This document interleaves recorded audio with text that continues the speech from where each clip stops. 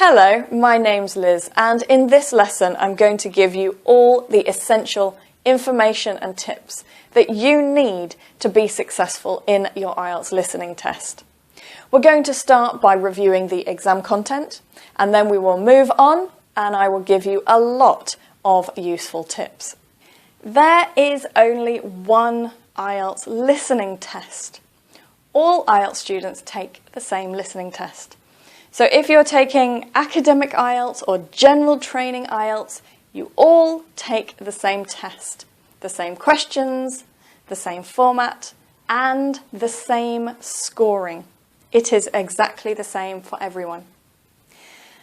Having a look at the content of the listening test, there are 4 sections and there are 40 questions in total. Now, the first 2 sections are the easiest, and they are social. That means the context, the situation is a social situation, an everyday situation. And the last 2 sections are more difficult. They are academic in content. Now, section 1 has 2 speakers, a social situation. Now, a typical example is a phone conversation where somebody is registering for a course. So, for example, they need to book a course and they need to know what date, they need your name, they need your address, your telephone number, or perhaps you're booking a table at a restaurant or organising to meet someone and you need to think of the time that you're going to meet. So it's very specific information. And it is quite easy, and it's quite easy to improve that section. The next one, number 2, is also social, so an everyday situation, but it's only one speaker.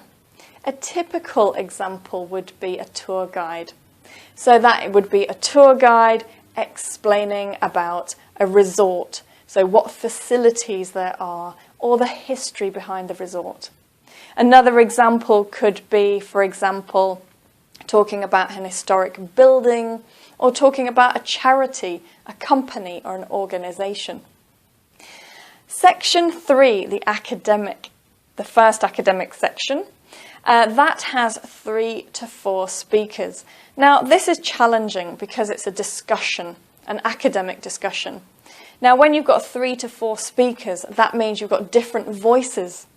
And you have to be able to identify who is speaking and who is saying what. So that could be quite challenging. But the most difficult is section 4. That is only one speaker and it is an academic lecture. The listening test takes 40 minutes in total. 30 minutes are for the audio. So that means you have 30 minutes to listen to the recording and answer the questions. At the end of the 30 minutes, you are given another 10 minutes. And that is so that you can transfer your answers from the question paper, which is where you write your answers when you're listening, to the answer sheet. Here is an example of the answer sheet for IELTS listening. Now you can download this answer sheet, and it's very important, I think. Number 4 for your tip is to practice using it. Before you go into your IELTS test, it's very important that you're comfortable with all parts of the test. And that includes spending 10 minutes transferring your answers from your question paper onto this answer sheet. To write your answers clearly so that they can be easily read onto the answer sheet. Moving on to tip number 5. You will hear the recording only once. It is not played again. So that means that when you have your test, you need to listen to the recording, read the questions, and at the same time, write down your answers. So that means at one time you are listening, reading, and writing. So you really are multitasking during this listening test. It can be quite difficult, and it's something that you do need to practice. Number 6, many students ask me, can they use a pencil or a pen? The answer is you need to write your answers onto the answer sheet using a pencil. and that's the same as the IELTS reading test. Tip number 7. The scores are calculated by the number of correct answers you have. So there are 40 questions, there are 40 points. And each time you get a correct answer, you get a point. And that is how your band scores are calculated. Let's move on to tip number 8. Tip number 8. You can write your answers in capital letters or lowercase. You can choose, but whichever one you choose, you must stay with that choice. If you decide to use capital letters, all your answers must be written in capital letters. You can't change suddenly on your answer sheet. Or if you choose lowercase, you must make sure that all your answers are written with lowercase on your answer sheet. Now, capital letters means every single letter is written as a capital. There is no difference at all. But if you're using lowercase, you need to remember that some words start with a capital letter. So, for example, names or places will start with a capital letter. So make sure if you do decide to use lowercase that you remember your capital letters at the start of your answers for names and places. Tip number 9. If you look at your question paper, it will always tell you how many words you need for the answer. It will give you a rule. For example, no more than 2 words and/or a number. These instructions, you've got to pay attention. Every time you get a new type of question, that might change. So you must always look, how many words can I have for these answers? And when I move further down the page, how many words has it changed? Underline it quickly so that you don't forget. Now, many students get confused about what it means. So let me explain. We've got no more than 2 words. So that means we cannot have 3. No more than 2 words and or a number. So that means we can have 2 words and a number, or we can have just a number. So let's have a look at the options so that you understand more clearly. You could have 1 word. You could have 2 words, but not 3. You could have 2 words and a number. Or you could have just a number. Now be very careful with the instructions, because you can see here it says a number. Sometimes it says and or numbers. And if that's plural, it means you might have 2 numbers. So make sure you pay attention to the instructions very closely. Many students ask me about number 10, which is, should we use prepositions? Should we write hospital or the hospital or at the hospital? What should we write for the answer? Well, it depends on the type of question you have. I will show you later in this video that there are many different types of questions: form completion, sentence completion, note completion, summary completion, and each of them are a little bit different. Now you can see here, this is an example of a question from a form. They tell you the type of information they want, and you write your answer here, and it can be just 1 word. So it would be possible to write just hospital. But if we look at this example, you can see it's a sentence. And that means when we fill in the answer here, the sentence must be grammatically correct, because we are completing the sentence. So here we would say the best place to meet is at the hospital, and that would be 3 words. So you need to look at the type of question. Are you just making notes, or are you completing sentences? Number 11. All words are counted, even if they are small words. So for example, a holiday, that is 2 words. That's the same for reading and writing. And of course, this 1950, that would be considered as 1 number. Number 12, this is important, spelling. If you spell a word incorrectly, it will be marked wrong. So that means that, of course, when you're listening, you don't have time to think about spelling. But in listening, you have 10 minutes at the end of your test to transfer your answers to the answer sheet. That is the time for you to pay attention to spelling. Pay attention to your spelling and capital letters, check the grammar. Use the 10 minutes for transferring answers wisely. Number 13, should you write words or letters on your answer sheet? Now that's very important. You can see here we need to write a word, or here we need to complete the sentence with one or more words.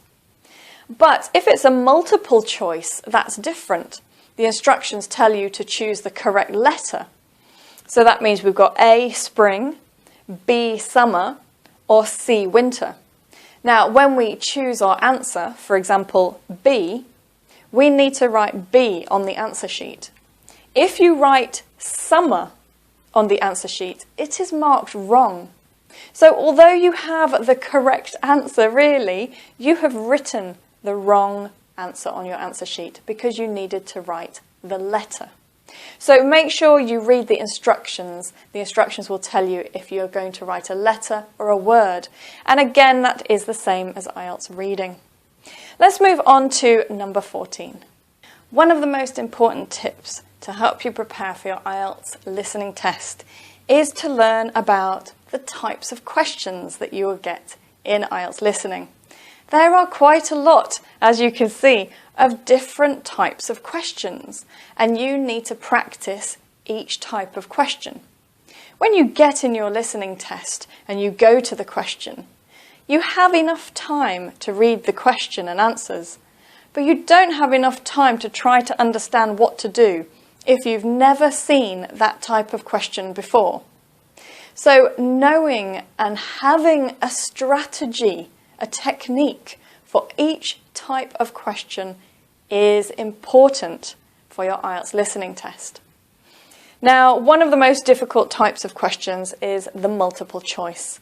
That's often where you have A, B, or C to choose from. But multiple choice could also be a very long list. For example, 8 options, and you need to answer 3 questions relating to all those 8 options. Or the multiple choice might be a choice of people's names. Do you remember in section 3, there are 3 or 4 speakers, so you might have to match the name of the person with the information. So there are different kinds of multiple choice.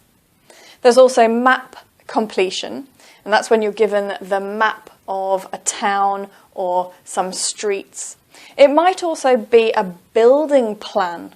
So that's when you've got all the rooms in a building that you have to label and complete. It could be diagram labeling. So you've got a diagram and your answers relate to parts of that diagram. You could have a form completion. That's very common in section 1. Or note completion. That's very common in section 4. You could have flowchart completion. Sentence completion, that's a very common type of question. Summary completion, that's a little bit similar, except this is more like a small paragraph that you need to complete. We also have short answer questions. So these are questions that might need 1-word answers, 2-word answers, or 3-word answers. And of course, table completion as well. So there's a lot of different types of questions that you need to practice. If you want to have practice with these question types, then you can get a book of practice tests, or you can visit my blog where I have free practice lessons using many of these types of questions. Now let's have a look at number 15. Number 15, don't try to understand everything. The aim in IELTS for listening and reading is to find answers to questions. A correct answer is 1 point. All you want are answers. You are not aiming to understand everything. So you need to look at your question, try to think of what type of answer you're looking for, listen for that answer.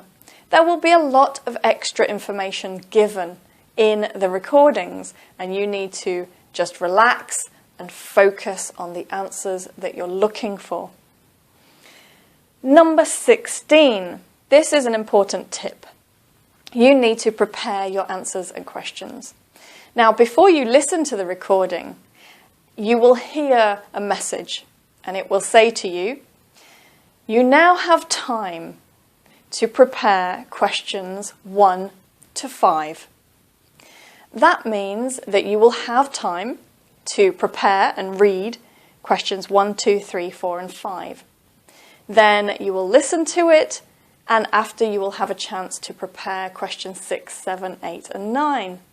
So you're always given time to prepare, but it's not long.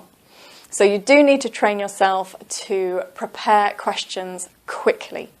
Now let's have a look at this one. This is a sentence completion. Now the first thing I would do is I would underline this. The town square. Of course I'm going to hear those words, and those words will help me to find my answer. I will also pay attention that built is a verb that is very easy to paraphrase. For example, construct. So the town square was constructed by. So I can see that immediately because I've done lots of practice and it's a word I'm familiar with. Another key word would be this one, by. When you see a preposition, you often have a good idea what type of answer you need to complete the sentence. For this one, obviously, it's probably going to be a person. The town square was built by someone.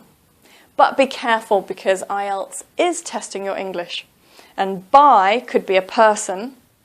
It could also be an organisation. It could be a group of people. So, for example, the town square was built by local craftsmen. So it might not be the name of a person. But you can see very quickly that I identified 3 key words. 1, because I know I will hear those words. That's the main content. 2, because that could be paraphrased. And 3, it tells me what type of answer I need.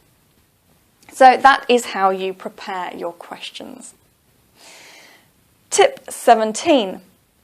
Answers can come quickly, so be prepared for that. The answers do not come at regular intervals. You could get suddenly 3 answers coming together. That means you need to keep your eye on the next question. So don't just look at the question that you're looking for. Keep your eye on the other questions coming so you can move quickly to the next question and you don't lose time, you don't get lost. Now, because the answers come quickly, you don't always have time to write long words. If the answer is university bookshop, you might want to just make a note. If it was university bookshop, I would do this. I would write that on my question paper. And then when I transfer my answers to the answer sheet, I would write the full words, which is university bookshop. So making notes is very useful. You should also make notes of possible answers because maybe you're going to miss one. You can write all over your question paper. The examiner will never see it. So make notes on your question paper. Write down the short version of the word if you need to and transfer correctly to your answer sheet. Tip number 20. There may be a gap between answers. So here we have answers coming quickly, but also there could be a gap. And this is when students start to panic. They're listening and waiting, and there's no answer. And the recording is going and going, and they get very nervous. That's the reason it's important to underline your key words, because then you know that you need to wait for these words to come. So don't panic. You need to be calm and keep listening. Keep your eye on the next question, make notes while you're listening, and be prepared for any gaps between answers. So let's move on now. Tip 21. Common traps. These are ways that IELTS really try to test your understanding and your vocabulary. Now, I'll give an example of a common trap. This is when the answers are given. So, for example, shall we meet at 7 o'clock? Yes, definitely. Let's meet at 7. So we've got the answer, 7 o'clock, but then it's changed. And the speaker says, oh, actually, sorry, how about past? So suddenly, instead of the answer being 7, it is now 7:30. So when you listen and you hear your answer, obviously you can make a note of the answer, but keep listening because that answer might be changed. So be careful with that. And another type of trap is when you have the same words in the question and the same words in the recording. So of course people immediately think, oh, this is my answer. But actually that could be a trap because usually IELTS will use paraphrasing rather than using the exact same words completely. So always be a little bit suspicious when you hear all the same words. If you want to have practice with common traps, then visit my blog. I've got lots of practice exercises with these types of traps, and it will help you to practice for that. Number 22, repeated answers. If you look, for example, at section 3, this is when we've got 3 or 4 people having a discussion. And of course, when you are discussing something, people might say, is this what you mean? Do you mean this?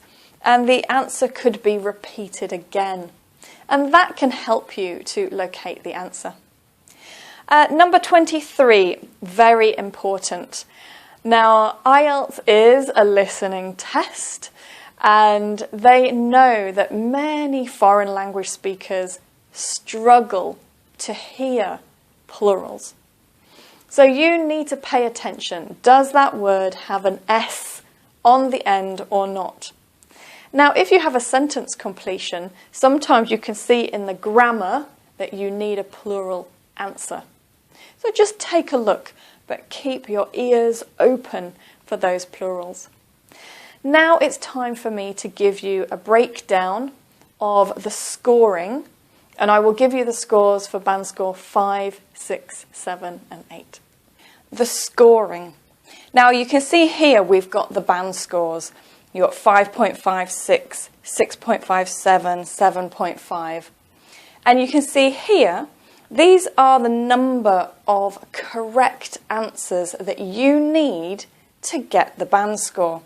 So if you're looking for band score 7, you will need to get 30 or 31 answers correct. And to get 7.5, you need 32, 33 or 34 answers correct to get band score 7.5.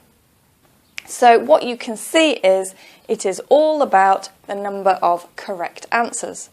So tip number 24 is, if you don't know the answer, guess. Write something on your answer sheet. Don't leave an empty space. Because if your answer is wrong, it will not affect your band score. You don't lose a point if your answer's wrong. So always guess if you don't know. I'll give you a link at the end of the lesson so that you can get all the scoring for all the band scores. Now let's move on to tip number 25. Let's look at the final tips. The first one is to listen to the example that is given at the beginning of your listening test. So before section 1 truly begins, you have a chance to listen to an example and see an example answer. You should use that time to get used to the speaker's voices because that will help you understand what they're going to say. This example is only given at the start of section 1, not at the start of section 2, 3 or 4. So use the time effectively and listen carefully to the example. Now, the accents that come in the IELTS listening test. Of course, there will be a lot of British English accent and Australian accent as well. But IELTS is an international English language test, so that means there will be a range of accents. So when you practice for your listening test, make sure you practice listening to different types of accents. Now, the next one, this is quite important.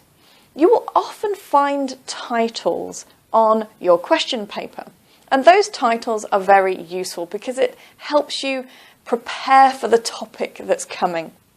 So if you have a diagram completion, map completion, table completion questions, have a look for the title, read it, underline it. Very useful. The next one, and this is very important, check where all the questions are. Now, IELTS will say, you now have time to prepare for questions 1 to question 7. So that means you know that you're going to get 7 questions. Make sure you check where the 7 questions are, because I have seen students who only prepared 6 questions because they didn't realise that question 7 was on the other side of the paper. So make sure that your questions are on one side, or maybe you need to turn over and look at the next page as well. So always check that. The next one, if you miss an answer, move quickly to the next question. That's very important. You don't have a chance to catch up if you lose your place in the IELTS listening test, because you only listen once to the recording. So keeping your place in the recording is very important. So if you miss an answer, don't worry about it, forget it, move directly to the next question. Another one, and this is very useful for section 3 and section 4, and that is that technical and academic language is often not paraphrased. Now, not all words, but often they are not paraphrased. So if you see a very complicated word or a technical word, then that can be useful for you. Don't be scared of that language. And it can be useful because it might not be paraphrased. And that means when you hear it, you know what question you're on, and you can keep your place. Let's have a look at some more final tips. This is a very important tip. For your answer, you need to write the words that you hear. Now, here's an example of something you might hear in the recording. Children must be accompanied by an adult at all times. And here is the question. So number 26. No children are allowed without, and you need to fill in the gap. You need to complete the sentence. Now here are 2 answers. No children are allowed without an accompanying adult, or no children are allowed without an adult.